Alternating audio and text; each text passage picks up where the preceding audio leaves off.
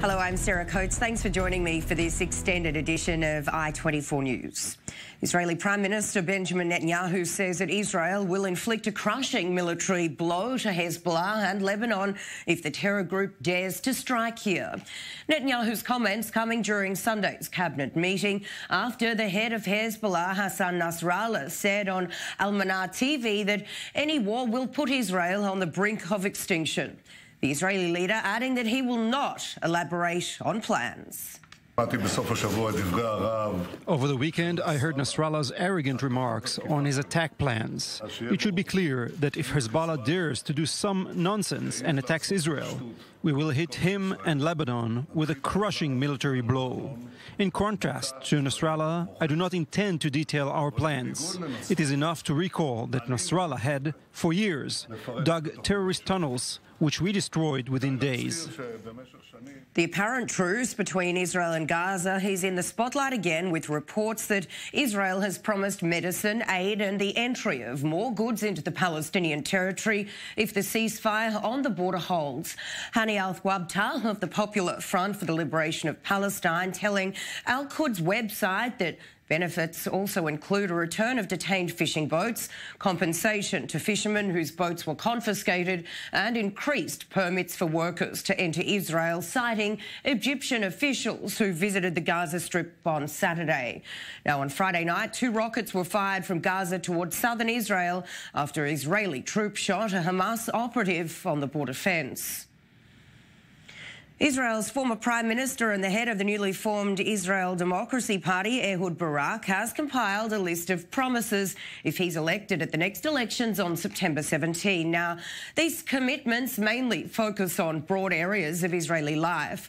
Among the things he wants, final borders within 2 years, the application of civil marriage within a year, public transportation on the Sabbath, free education and increased security. Here's more from Barak.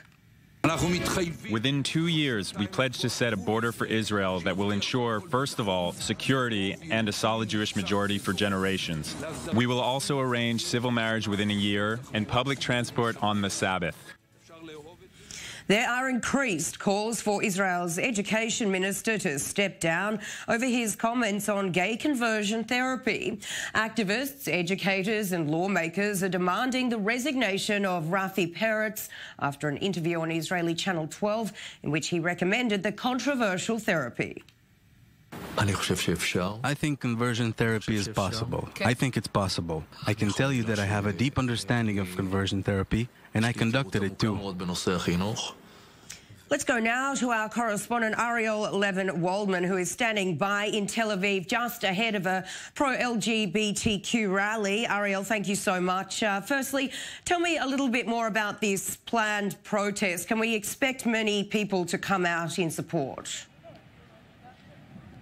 Well, a couple of factors you have to remember here. It's impossible to know in advance how many people will show up, as this is a sort of spontaneous demonstration, but this is also the heart of Tel Aviv, known as the gay capital of all of Israel. You have the highest concentration of LGBT community members in this city, and they are all extraordinarily angered by the comments made by Rafi Peretz. So we are expecting to see some substantial turnout when things start to kick off in about an hour. Now, of course, the big question is, why are those comments just so controversial?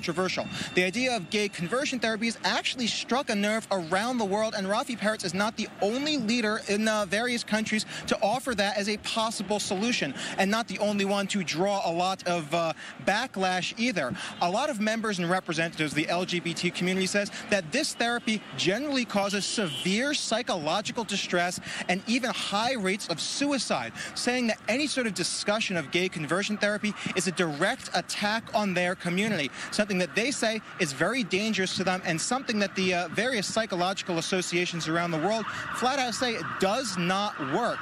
Now, I did mention before that there were other world leaders that similarly caused controversy, and a lot of this is very reminiscent of statements we saw come up into the open in 2016 during the Trump administration's own campaign, where Vice President Mike Pence had said in the past he supported the access to gay conversion therapy for those who wished to access it. This was widely condemned in the United States the same way it's being widely condemned here in Israel. In fact, just about every single sector of Israel's political sphere has come out in stark opposition to the statements, with members of the opposition Blue and White Party coming out and saying that Rafi Peretz needs to be converted to the 21st century. This was a statement that was echoed very much by just about the entirety of Israel's parliament, coming out and saying it doesn't work and that it is a very backwards and insensitive statement. In fact, the closest thing he got to support at all was from the rather far-right Otzma HaYehudit party, where one of the members rather anemically said, this was not even a member in parliament, but someone that was up for parliament, Itamar Ben-Gvir, coming out and saying he didn't mean what he said and that Rafi Peretz was being interviewed for the first time. So you couldn't really find any deep-throated support of the statements from any part of Israel. All right, Ariel Levin-Waldman there in Tel Aviv, certainly very controversial. We will, of course, come back to you a little later in the evening. Now, the Trump administration has decided on a sanctions package to hit Turkey after Ankara received parts of the S-400 missile system from Russia.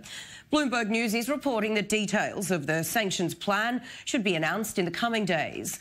The Trump team reportedly chose one of the policies of action devised to inflict varying degrees of economic damage under the Countering America's Adversaries Through Sanctions Act. Now, the US had tried unsuccessfully to pressure Ankara to scrap the deal by freezing it out of its F-35 fighter jet program. Staying in the US, and there are reports coming in that Donald Trump abandoned the Iran nuclear deal to spite former President Barack Obama. A leaked memo written by the UK's former ambassador to the US, Sir Kim Derrick, described the move as an act of diplomatic vandalism. Sir Kim writing that Trump appeared to be abandoning the deal for personality reasons because his predecessor had secured that pact. The latest disclosure coming despite a warning from Scotland Yard about publishing leaked memos. Last week, Sir Kim was quoted as saying that the Trump administration was clumsy and inept. The US leader hitting back, calling him a very stupid guy.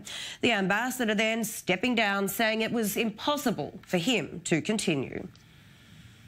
Britain says it could release the supertanker seized off the coast of Gibraltar if Iran provides sufficient guarantees that the cargo is not bound for Syria. Officials say the Iranian tanker, which was intercepted last week, was carrying 2.1 million barrels of light crude oil. A Spanish official previously said that the interception was carried out at the request of the US, but Gibraltar's Chief Minister, Fabian Picardo, told Parliament no other government had asked the territory to act. Here's British Foreign Secretary Jeremy Hunt. If we could receive sufficient guarantees that that tanker was not headed for Syria, then we would be able to resolve the situation following, of course, due process in the Gibraltar courts. Protests have resumed in Hong Kong, with demonstrators demanding that its chief executive, Carrie Lam, step down, the latest show of anti-government unrest. Violent clashes erupting between protesters and police, with many of those demonstrating carrying signs reading "Stand Up for Hong Kong," demanding an investigation into alleged police brutality. Now, initially, the huge uprising was over a highly controversial proposed extradition bill, which would allow people to be sent to China for trial. Now, there are a number of other issues, though, that people want addressed. I think there is now a huge problem as to how the police enforces the law. I don't think this protest could mend social splits. If the problem continues, it is not good for the government, not good for the community, and even worse for the citizens. Carrie Lam has been hiding. She has made many promises, but she has not been able to fulfill them. There is no sign she is going to fulfill them. 77-year-old Canadian-American crooner of Syrian and Lebanese descent, Paul Anka, filled an arena in Tel Aviv on Thursday night, performing with energy that was applauded by the crowd. Now, during his time on stage, the singer slammed calls from the boycott, divestment and sanctions movement to cancel his show. Talking to Israeli media, Anka came out to say that, "I told them very delicately to F off, and I'm happy to be back in Israel as usual." We're going out for a short break, but when we come back, a dramatic escalation in the UK, with whistleblowers set to sue the embattled Labour High Command over the handling of anti-Semitism. All of that and a lot more when we come back. Stay with us.